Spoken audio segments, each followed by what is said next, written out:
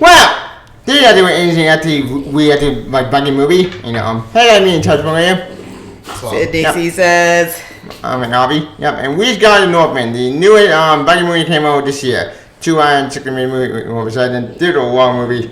What's your part? What's the plot of Northman? The video director, Robert Eggers? Mm-hmm. Yeah, I can't pronounce that. Okay, Northman. Action film epic that follows young Viking prince quest for the vengeance. The vengeance for murder. Also can include Arrogant Skarsgård, Wayne Dafoe, Nicole Kidman, I can't pronounce that. Ethan Hawke, and a lot of people. Anna Taylor-Joy. Yeah, and a bit of plot. But Viking actually loses kingdom, wants vengeance, and that's a bit of plot. Alright, according to the movie, we guys well know, intro movie I like, also hasten some good intro movies, some bad intro movies, but I have to look for the movie because Jenna Shred for last year, when we obviously the Matrix, it actually looked pretty cool. And I look forward to that movie. So I watched a 2 hour and 60 minute movie. What did it include? It's good. Now, is it like pretty epic or maybe a bad movie single year? What do you guys think? Well, what's the other movie in mind then? You can't just like. What's the comparison? What's the comparison? Well, comparing to go to Rock Movie, so where everything comes at the everything. You can't compare it to that. Those are two different. Yeah, no, it's not even on the same level. Fine. You can't you got to compare it to other revenge epic movies. That's what it is. Right. I mean, obviously. Yeah. Everything Everywhere All at Once, I think, has more entertainment value. Off the basis of what's going on. Yeah. I mean. You can't discount the Northman. It's entertaining in just a different way. I think a lot of those movies like The Revenant, or even the more recent Guy Ritchie movie Wrath of Man. I see that one. These movies aren't entertaining they're not talking for no. This is more violence and vengeance. You're just pinned back by sheer all of the vision. What's up with the cast? Alex Skarsgård and Emmett. He's badass, awesome. He's a great at the lead, and he kicks ass. Just read on Wikipedia that he wanted to make a Viking movie, and I think that really came across in the movie. I think he was one the producer or something. He was really into it. Nicole Kidman, Queen. I mean, she is a queen. I don't know. Can't hate on the cast. All the cast is a cast.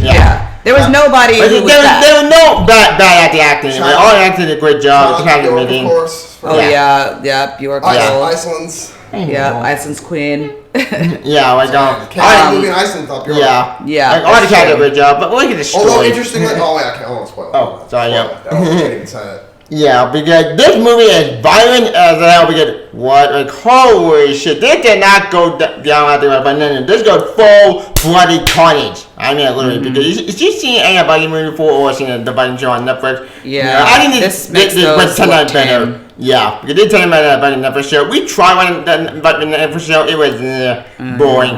But this was a lot more interesting because yes, it's a big event story. But it's a lot more. But I also think it had that underlying Hamlet story. Yeah, Hamlet, and I don't know if is that a spoiler? No, I would say not, because I mean, the guy's name is basically Hamlet. Yeah, it is. I mean, I think you just go on Wikipedia or on IMDb, it clearly says it's the story that inspired Hamlet. So. And if you spread backwards, I think you could put Hamlet. Well, not really.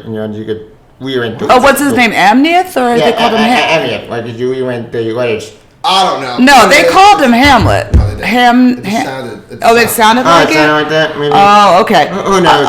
Okay, so... It's strong. I mean, obviously, just even the story of Hamlet. Yeah. So the movie, even if it wasn't based off the story, does give off Shakespearean vibes. Yeah, it does Shakespearean vibes. Because of the nature of the witches. The witches. So think back, Macbeth has witches. Macbeth.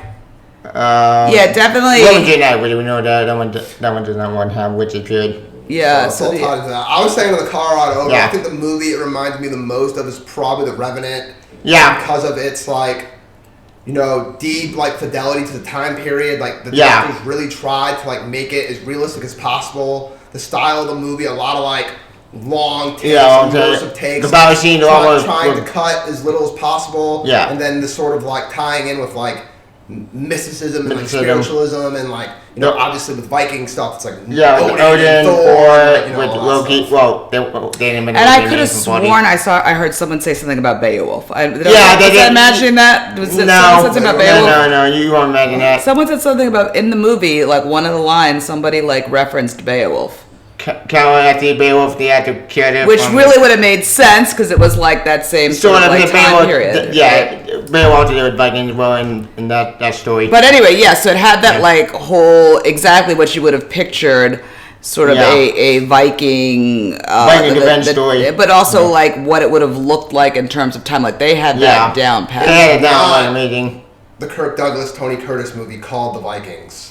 Oh, I never seen that one. Don't fall into that trap. Why, is it bad? It's a good movie, but like that's like, right, but you're gonna be disappointed. They are real quiet, full blown at the insane. The action scenes are more intense, and they did not hold back. No. Like you expected me, this gonna go full bloody con. And Vikings are not nice people. No, and I also liked that too. Yeah, that they really held true to like. The actual Vikings. I think we all knew that about Vikings. Right. But sometimes they like try to make it like the good guys. Yeah, like he actually has a heart. Like pillaging and like plundering villages. Yeah, plundering and taking wives. Which has a pogrom-esque. So and that's like who they were. Yeah. And so they didn't try to make it like you didn't really necessarily like love Alexander Skarsgård's character. Like he wasn't like lovable. He was barely likable. Well, as Roger Ebert said, movies are the great empathy machine. Yeah, it's not about empathy. Yeah, it's all about not understanding where this guy's coming from. Yeah, and I get it, Tom. You want to get revenge. If you saw your dad killed in front of you by your uncle, you might be a little pissed off. That's all I'm trying to say. There may be some PTSD there. It could go insane, and like I said, we can't try to spoil it because frankly, there are a lot of 29 that's again, which. You know what? I can't talk about it right there with the mother, but yeah, but I definitely think it's worth going to see in the movie. Yeah, it is. Screen. For me, it's more like I know this is talk a lot about a genre of movies that I don't really like. Oh yeah, you mean superhero genre? Well, you said it, not me. So I think it's cool to see. As I said in the car, it's cool to see a guy who has all this clout, made 2 well-acclaimed movies, probably had a lot of offers to go Hollywood, whatever, but chose to stick. So it's an indie. Well, I don't think making a $90 million exactly. Sticking true to your original. Yeah, doing something new. Do something new. Daniels with Everything Everywhere All at Once. Yep. Safdie Brothers with Uncut Gems. Yeah, the Batman, directing at the Planet of the Apes. Movies. Well, maybe Planet of the Apes, but I don't know about this Batman business. I wouldn't even have that. Superhero, that's Hollywood. Yeah, I wouldn't even have this conversation. Even though that was a good movie, that's still Hollywood, bro. Right. It's still the same it would be like machine generating. It would have been like Matt Reeves being like, what's the craziest, most original movie I can make? That would be well, nice. That's more indie. I get that. But you want to see. Yeah. And I like to see, Right. I mean, are we not having like at this point like Marvel and DC? Yeah. DC trying to catch up. Marvel, they're ahead of the game. That's Ryan Coogler, great filmmaker. I'd rather see him do like Fruitvale Station stuff and honestly Creed stuff than Black Panther. Yeah. The guys, the pair who did Captain Marvel, I'd rather see them do movies like Mississippi Grind and Half Nelson. Captain Marvel was but that's the point is that the woman who did Kate Shortland, whatever her name is, who did Black Widow, I'd rather her see do movies like Lauren, Berlin Syndrome. Black Widow was disappointing. I will give it that one, but not. You're missing the point. The point is we're done like with this whole. They just keep resurrecting the same story over and over. You've been done. Spoiler alert! I've never even seen Avengers Endgame. What? It was amazing. One of the movie that year. It was one of the movie came in theater before. The point is that it was refreshing to see a movie like this that actually like went for something original. Yeah. Told a story that was kind of like no, but just also told a story that was immersed in another story. And that was really like just a neat take on it, and there were just a lot of like little nuggets that along the way where I was like, It would be Marshall.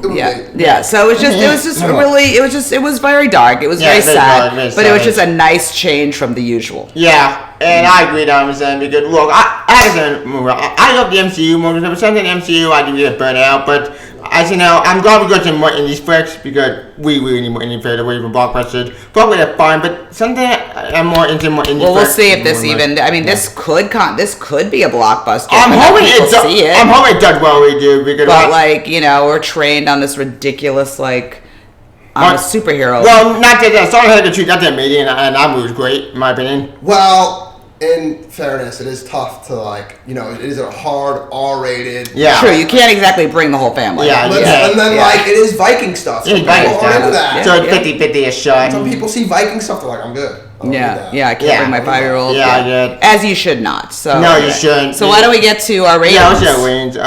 Page my ratings good always. The media have to be epic. But what's a good rating? You guys go first. Okay, so for our ratings, Avi, you want to go first?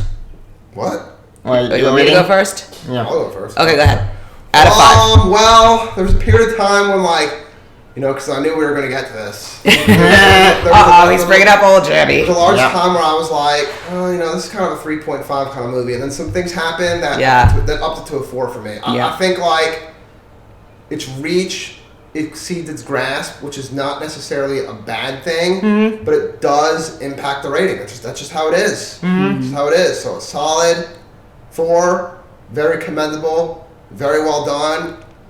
I think it falls just short of true greatness. Only by own perfection. Yeah, and that's how I feel. Yeah, and I actually feel so similarly.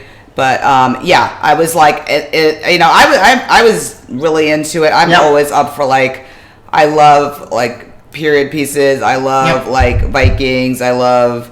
Is it fair to say I do violence? I mean I do and I don't. But at the end of the day, and I also love good acting and blah blah blah. So I totally agree with you. I was kind of in the 3.5, and then it just ratcheted up for me, and I agree 4. Yeah. After me, if I had to compare the different movies, so I do everything at once.